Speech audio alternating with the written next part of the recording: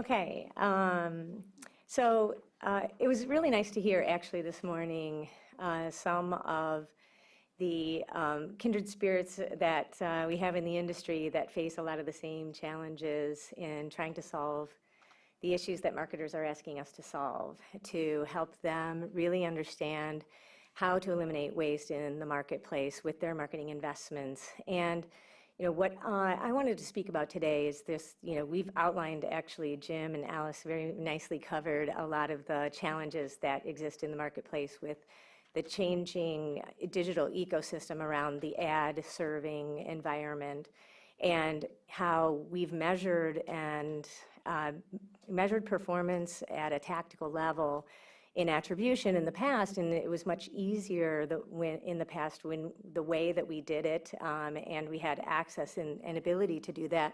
But with all of the changes that we've experienced of late in the ecosystem that are a reaction to new sort of standards around consumer privacy and other elements that are driving that change, that we face, we're faced with changing completely how we're doing that today. And in facing that, those challenges, it makes performance measurement and the people that play in that game actually, have to work much harder to deliver on that dream. And what my message today is that, I think that we should not retreat from that challenge because it's getting harder. We actually think that those changes in the marketplace are a good thing that allow us to progress this solution, that allow us to deliver a better solution in the future. So that's what I want to cover with you today. There's no secret that there's just a dizzying array of ways that our marketing partners, our brand owners can reach a consumer and engage with them on brands and drive awareness, drive conversion, drive a behavior or activity in the marketplace. And that, the challenge there really is that, they're trying to understand where is it that they should be investing their next dollar to achieve the best result, to find the right audience, to reach a relevant consumer, and to be able to drive those behaviors.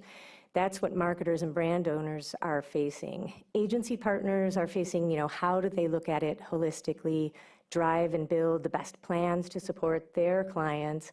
And then we also have publishers. Publishers are very much wading into the measurement game and wanting to understand and asking for comparability of measurement, wanting to be part of that and participate in that, because they really need to prove the value of their assets, the value of their audiences.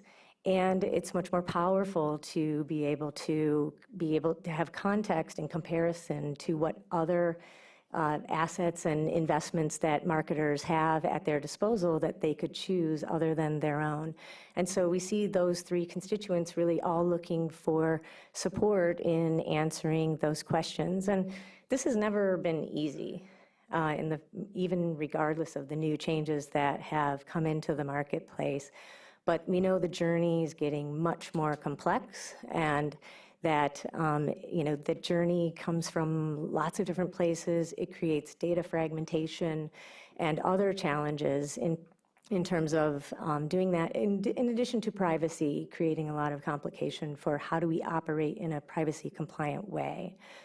So it's no surprise that our marketer partners are finding it really difficult to determine the right budget and the right mix, and to do planning in a thoughtful way that they're convinced that they're driving the best ROI and the maximum ROI for their marketing spend. So marketers are just very keenly aware of how much waste still exists in the marketplace. And so they're still driving us to solve this problem, understanding that we have to reconcile things like mix and MTA and how those solutions work together, and how we help them see the holistic picture, in addition to the opportunity that granular, tactical, person-level, real-time measurement can help them with in terms of the digital ecosystem.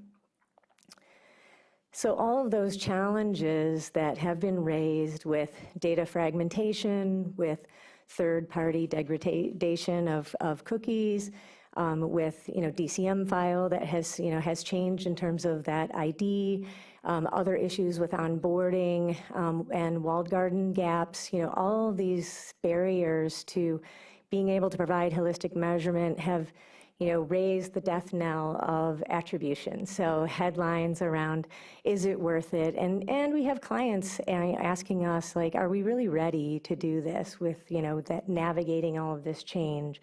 And what other changes are coming that, just when we think we've figured out, a lane closes and we figure out a new lane to drive on, that lane closes. And each of these new, developments in the ecosystem and announcements around the ways that we have operated, changing, they not only are, they seem to be coming at a sort of a more rapid pace, and they also are compounding in terms of they affect each other. And so those lanes are closing on us. But it reminds me a little bit about where we've been in the past for MMM, because when MTA was first very, coming onto the fore, and everyone was excited about all the promise and potential of, hey, we can connect real people and a real exposure to a real purchase, and we've got this granular capability that we have the promise behind, it means that MMM is going to die and go away. And so we were immediately getting questions from clients to say, as everything gets online and comes addressable, we're not going to need MMM anymore. And that wasn't true either. MMM was not going away. There's so many, and it was talked about by Jim and Alice and others, that MMM and MTA, these are different solutions.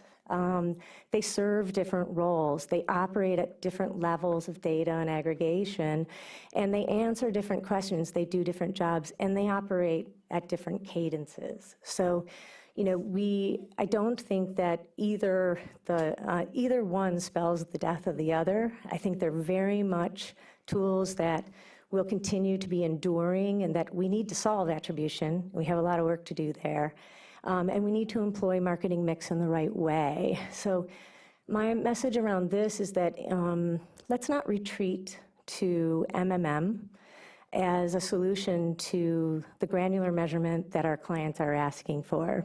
Going back to our safe place of, let's just do it through marketing mix and aggregate data and try to make that more granular and do modeling from an MMM perspective and give up on MTA.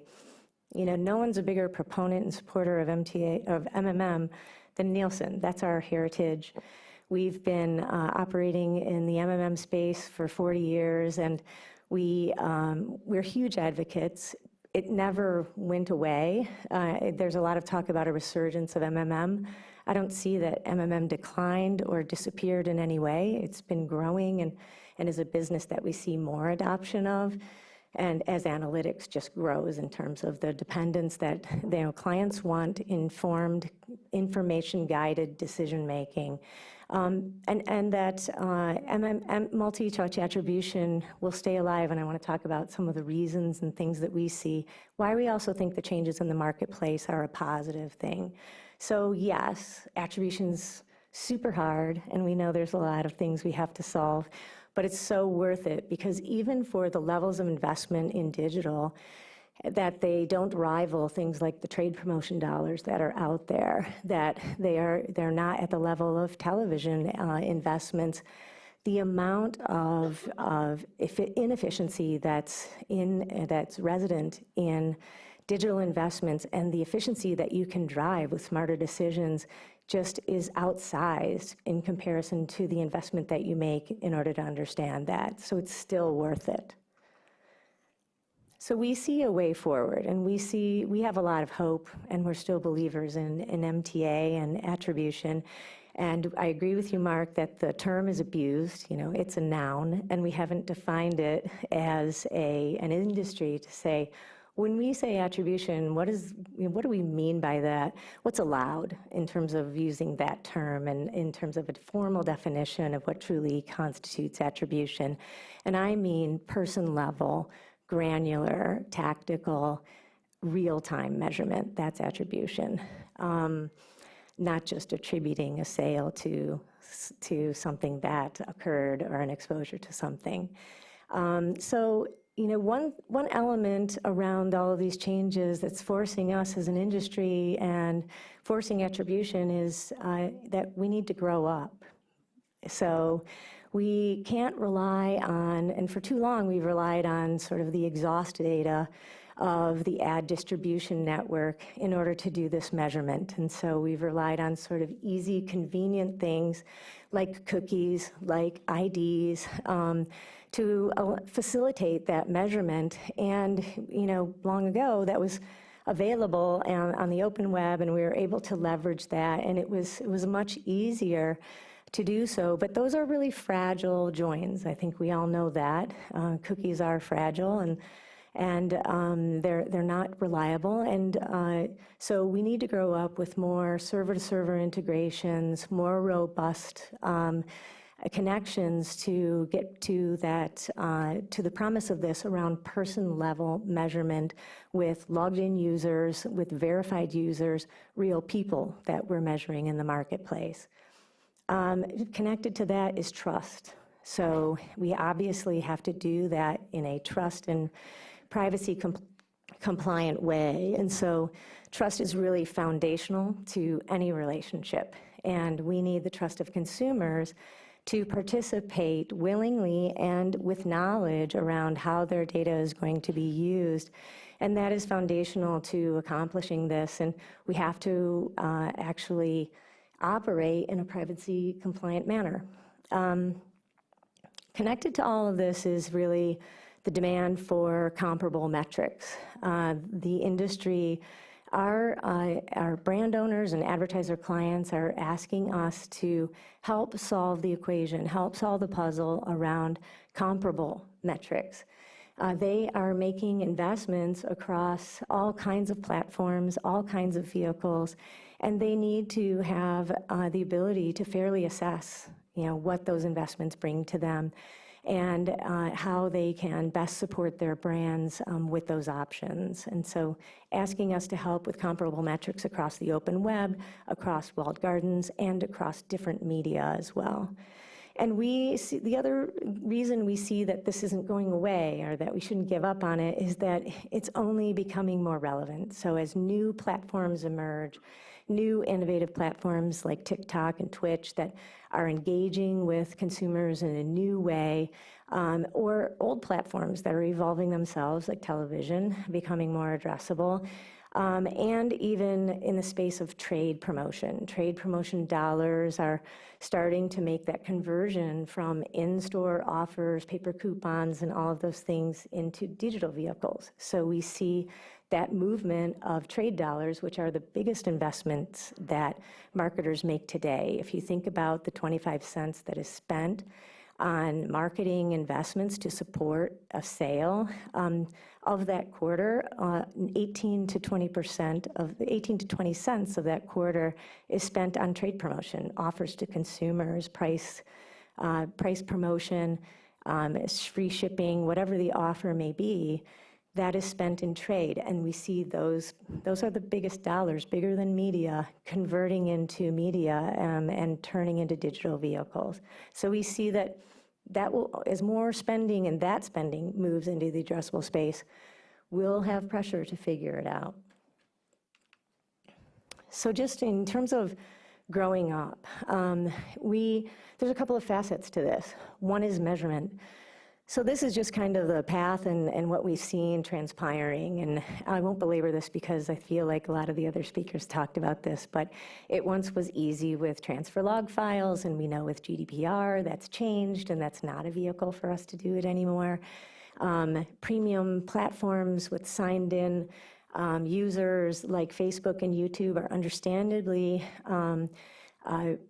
putting privacy and security at the forefront, and so they're managing user-level impression data in a more privacy-compliant way, and we need to work with them behind walled gardens in order to make that direct connection of seeing an ad and making a purchase. And so there are new ways to operate with platforms like these.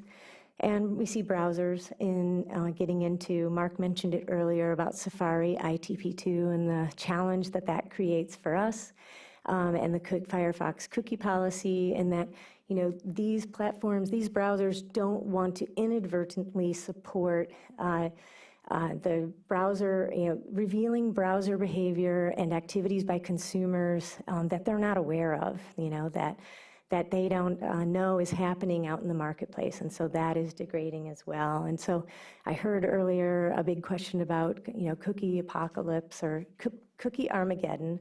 Armageddon is sort of good over evil. And so I guess, I don't know, does that mean something around the feeling around cookies? But an apocalypse is just like the complete destruction, right? So we're thinking along the same lines, Jim and Alice. But it gets to then growing up in the space of identity. And so moving away from cookies and impressions and fragile joins, and actually moving away from the world where we've operated, which is from a logged out perspective, logged out browsing perspective, into a logged in and opt-in perspective for consumers. And so consumers, we have premium platforms like Facebook and YouTube where consumers are logged in and authenticated as viewers, authenticated as users that have participated and are, and there's transparency around the information and tracking exchange there. But you have also, and we have a really mixed ecosystem right now. Most of today's ecosystem is still logged out viewing, but we see that transition happening. You can see it when you are when you're on the internet browsing. There's more and more a call for you to log in, for you to put in your credentials and identify who you are, and that is really websites and content owners and media owners trying to be compliant with that you're participating in something, that they're collecting information, and that you are knowingly and willingly participating in that. And so you see that with, if you are on a news site, many of the news sites now, you're logging in, and so their subscribers are logging in with a browsing experience. We even see it in television that smart TVs have a registration and an ability to know who's watching as well. So moving from the cookie universe and more fragile joins into identity-based, authenticated viewers, authenticated audiences that are logged in and opt in. And so that really helps, it moves us to the question of, establishing trust with consumers. And one of the promises around, the digital ecosystem and the advertising ecosystem there is that, consumers are in the driver's seat now with their privacy and security, far more educated and aware around what information they're trading on.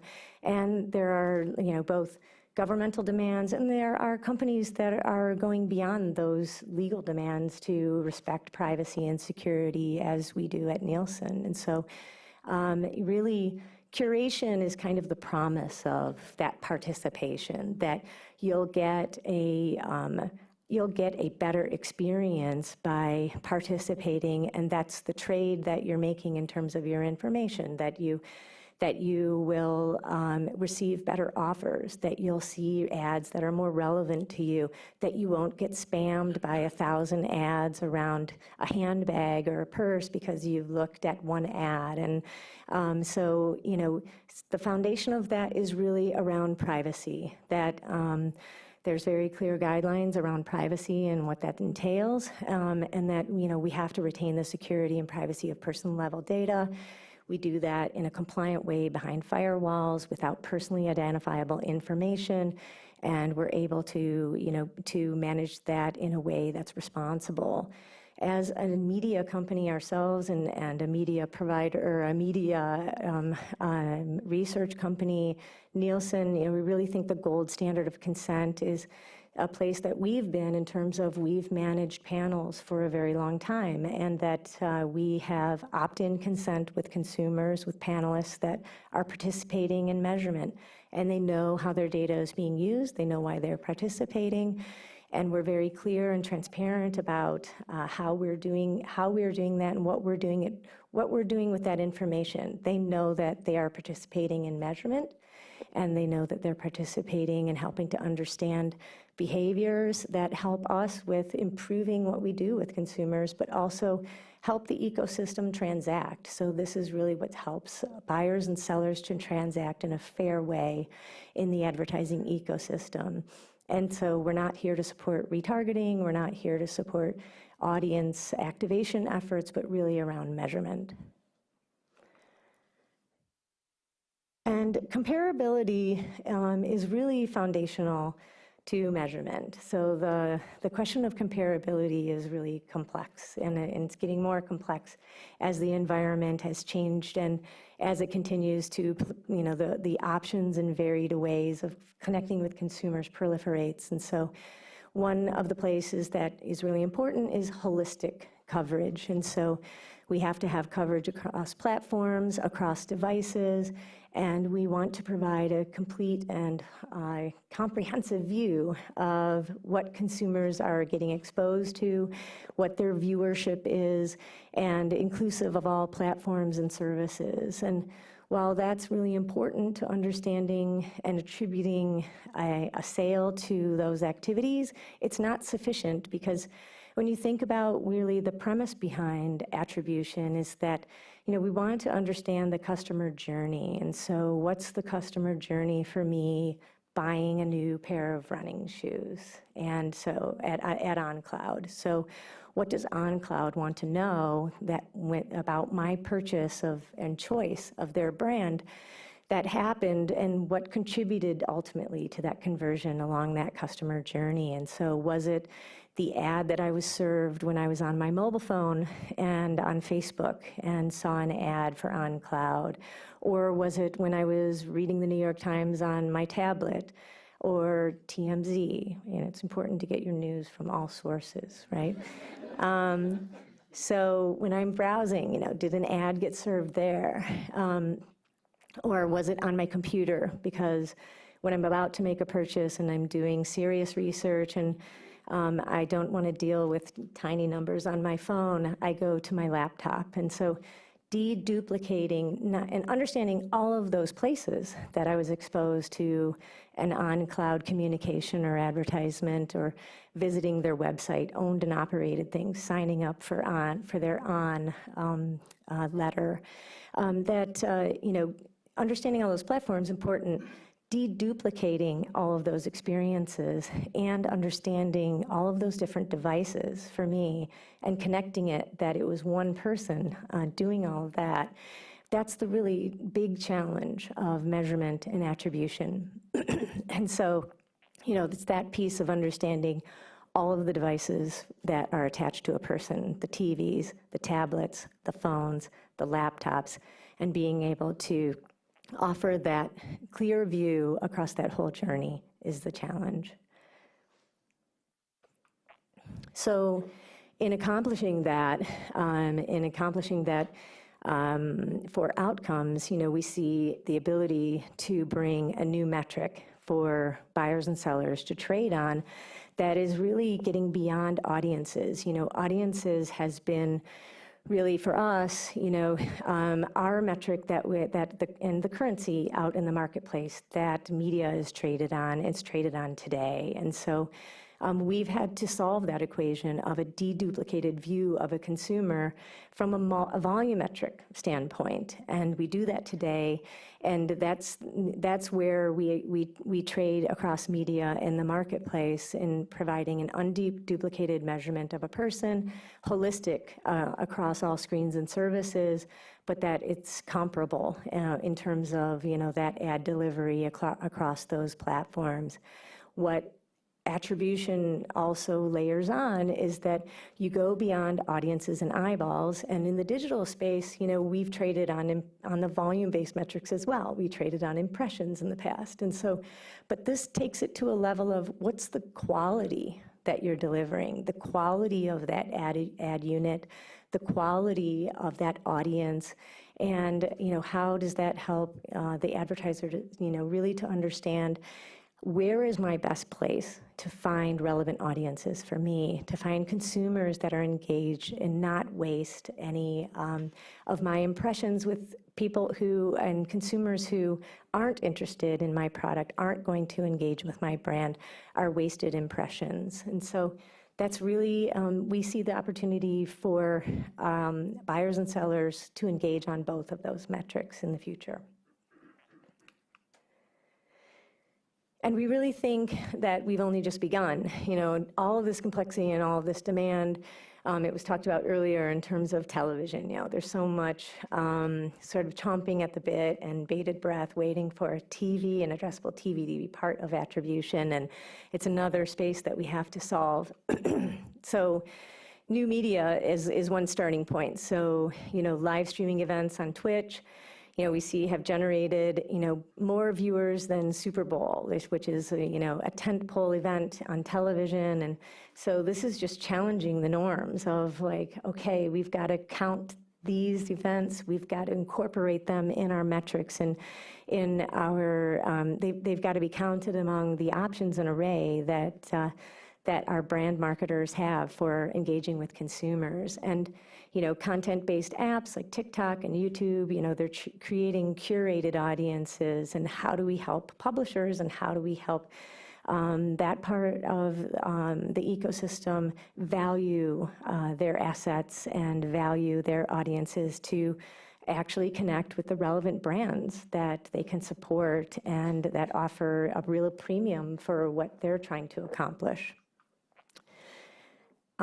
There has been some discussion around the evolution of television and addressable advertising, dynamic ad insertion, all of this really, again, offering a new opportunity in how to engage with consumers that really allows it to move into this area of curating experiences for consumers.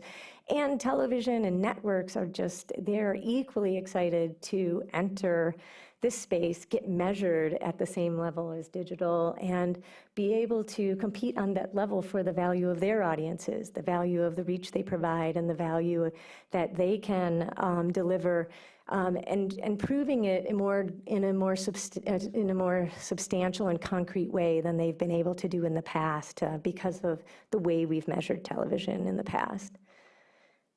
And finally, I talked a little bit about this, the investment in trade dollars is so big relative to media investments. And so understandably, there's a lot of interest in the money that is spent on trade to drive an outcome with consumers. And we're seeing more and more blurring of those lines of trade dollars converting into media, coming online with coupons, resident in apps that consumers use in stores, that they can get an offer, while they're inside of Target using that app, and using other more general apps to receive coupons and offers and check while they're live shopping and just prior to, the moment of truth when they make that purchase. And so really what this says to me is that more and more dollars moving into this space, and meaning more pressure to figure it out and deliver on the promise of granular measurement. So really what our message today is, despite our love and affection for MMM, which we continue to support and believe in for holistic view, strategic investment at a different cadence, it's getting faster, so MMM is evolving too. MMM is serving a more sort of proactive role, a more forward-facing or front-foot role in terms of planning versus a rear view, sort of report card kind of solution. But the future is very bright for MTA, so let's not give up on it. Let's not retreat to MMM to accomplish this. We need to grow up And it means we're going to offer a really more quality, more robust, more reliable measurement by doing so, tied to real people. And we can do it and still respect consumer privacy with opt-in and more engaged consumers that are more aware. And we need to keep up with the pace and change because, this is an ever-challenging ecosystem. Hopefully building these, more robust integrations directly with publishers to be able to measure with publishers. And I think relying on the fact that publishers really want us to serve this role too. They all offer measurement as a courtesy and as support for the performance of their solutions and assets, but they're also offering that in a vacuum, and they're not able to provide the context of how that compares to other choices that their advertiser partners have. And so we get asked every day by our advertiser partners about how they can help us facilitate this transparency across the ecosystem and help them measure comparably and fairly across all of their choices to drive their brands with real people, because it's real people who engage in our brands, love our brands, actually make a purchase, buy our brands, and consume them. So that's who we need to be talking to. Thank you.